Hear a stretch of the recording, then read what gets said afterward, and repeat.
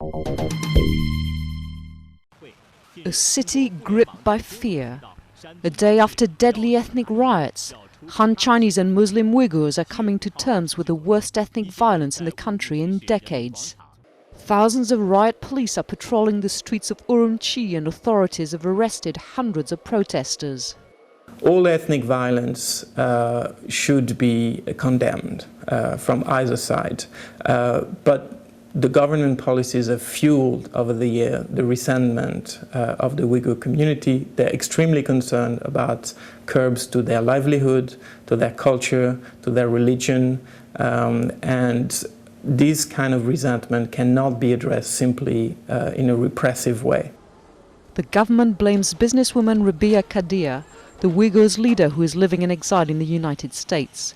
But exiled leaders of the 8 million-strong ethnic group say security forces overreacted in their response to peaceful protests and fired into the crowd. Human rights groups are concerned authorities are launching a brutal clampdown similar to the one following the March 2008 Tibet riots, and will not address some of the shortfalls of their ethnic policies.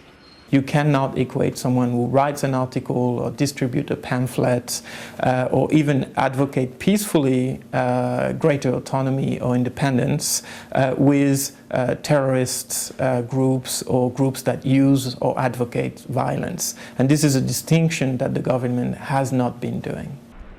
This year has special significance. It marks 60 years since communist troops entered Xinjiang, which borders Central Asia.